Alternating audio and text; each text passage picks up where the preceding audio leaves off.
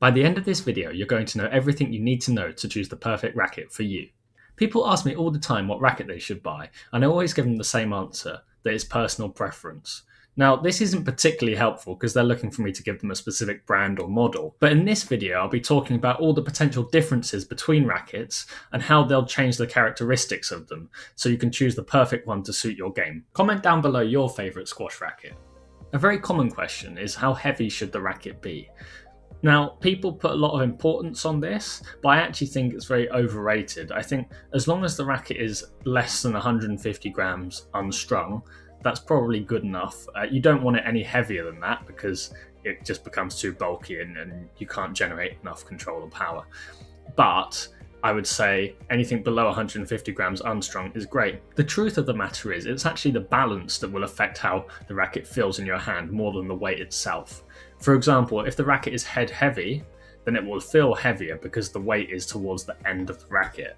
So if I show you a racket here, now a head heavy racket, the weight will all be in here. A head light racket, the weight will all be in here, and an even racket will be somewhere in the middle. Now, with a head light racket, it's going to be far more maneuverable, but especially for newer players, it's going to be tougher to generate power because there's less weight going through the ball.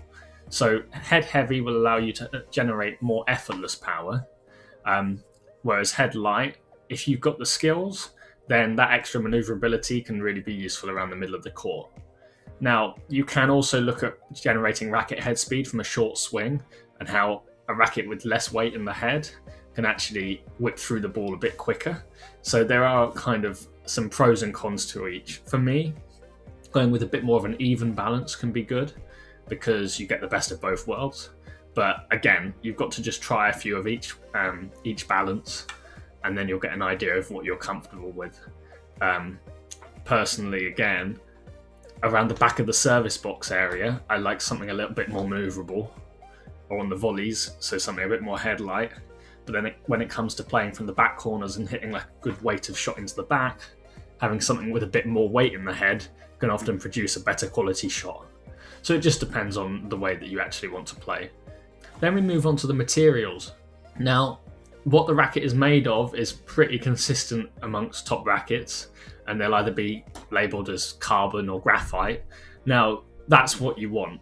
You don't want anything made of any metal like titanium or whatever they use, aluminium maybe, like you get in those cheap hire rackets that you can get at clubs if you've never played before. The issue with them is they're far too heavy, and that sort of weight is just too much, as I mentioned before. They also warp out of shape when you hit them against the wall. So yes, while the higher end rackets and the ones made of carbon or graphite, they will crack when they break, which obviously means you can't use them anymore. But the ones made of metal will actually warp and change shape, and often you'll see some very odd shaped rackets that have been battered. They also, in the heat, will warp more as well. So they just don't last long and they're not good quality. Very hard to generate any sort of power or control from them. You've got to spend a decent amount of money. And by decent, I mean anything over probably £40 will be enough to get you out of the range of having to buy one that's made of really bad materials. Then we move on to the head shape. So we've got two main head shapes, or maybe three. And that is a traditional head shape. So you see how it's got a round head and it's got a throat area here, that gap. And you've got a teardrop where you see how there is no throat area.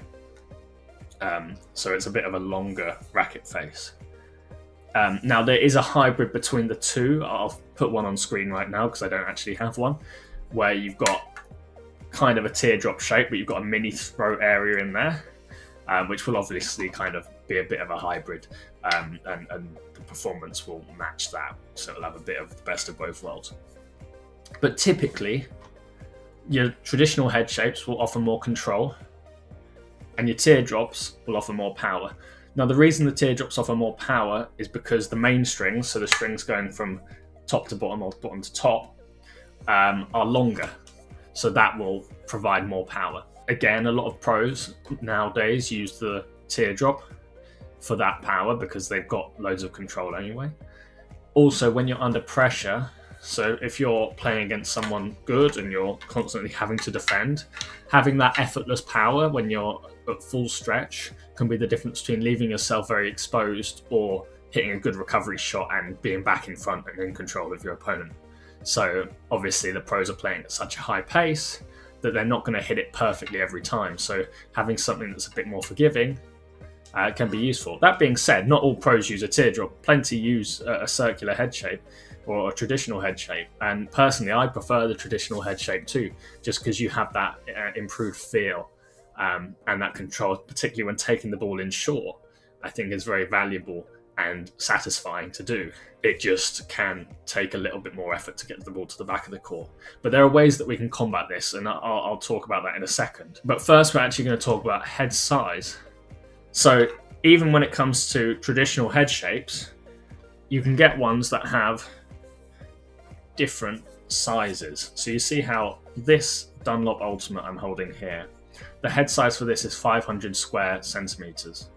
And this racket here, this blade racket, is 470 or 475 square centimeters, something like that. Now, typically, when they first started making rackets like this, this was the normal head size. And then certain companies came in and decided to make them oversized. Now, nowadays, they're not really oversized because a lot are like this. But initially, they were kind of called oversized head shapes or head sizes. And what it allows for is a bit more forgiveness. So they're more forgiving. The sweet spot's bigger on a larger head size than it is on the smaller one. But the smaller one, if you land it perfectly in the middle, will offer more control and more precision and will feel really great. So again, it depends what level you are. I'd recommend for a smaller head shape, only experienced players to use that because they're the only ones that are going to see the full benefit of it. But even then, you don't see many of the top pros nowadays using that. You see a couple of them like Yusuf Ibrahim, a couple of the really skillful ones using a small head shape, but most of them are using the oversized ones because it's very valuable to have that larger sweet spot at a high level, which is kind of weird if you think about it, because you'd think, oh, these guys are so skillful, they can use anything. And yeah, sure, they can, but they know that, yeah, like I mentioned before, when it's tough and when you're against a good player, you want something that you can rely on to not have your best day and still produce the squash you want to produce. Okay, so now we're actually going to talk about the different stringing patterns and rackets and how that can affect their performance.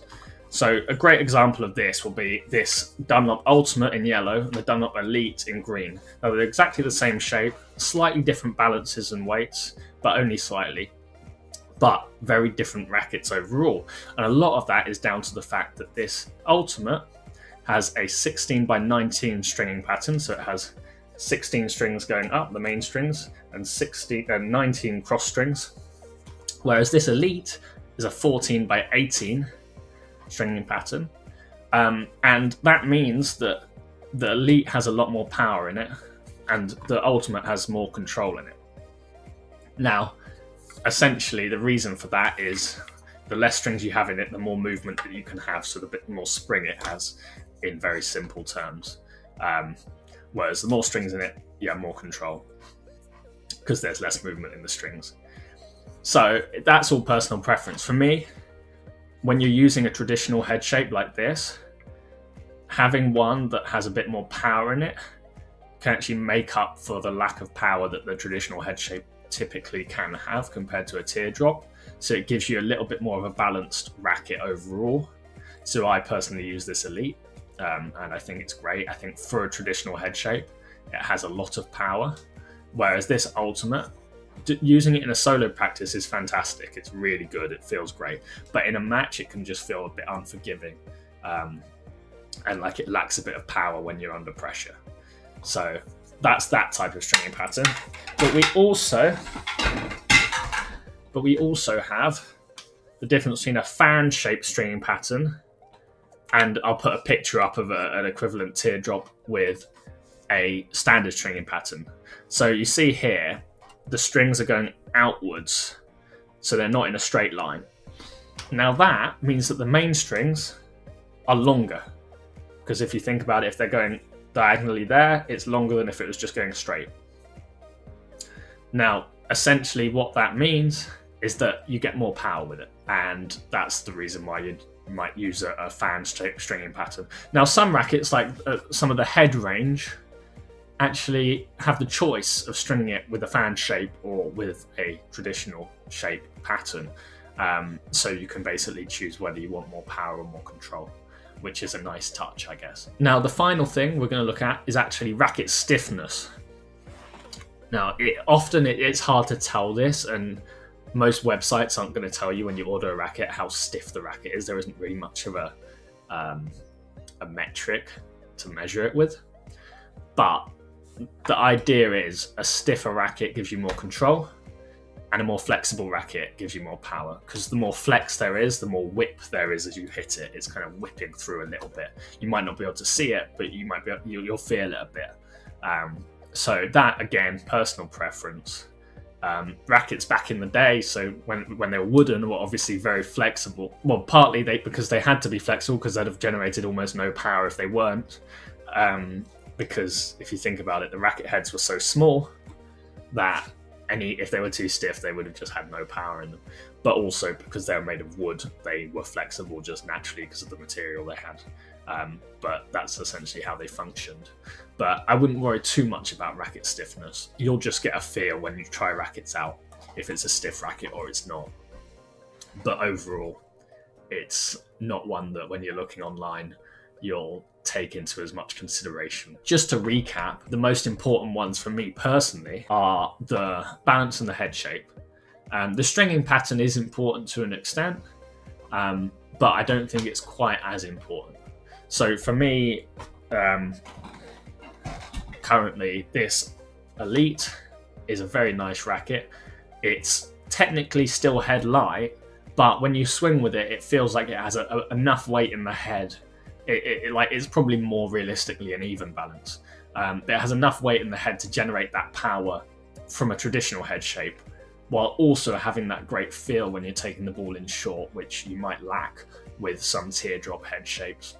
Now, I hope this video was helpful. Please leave any questions you have in the comments, as I'd love to answer them. I love talking about squash rackets. I have done a lot of research over the years about them. So it would be great to ask any questions you have. And it would be great if you could like the video and subscribe to the channel. See you next time. Bye.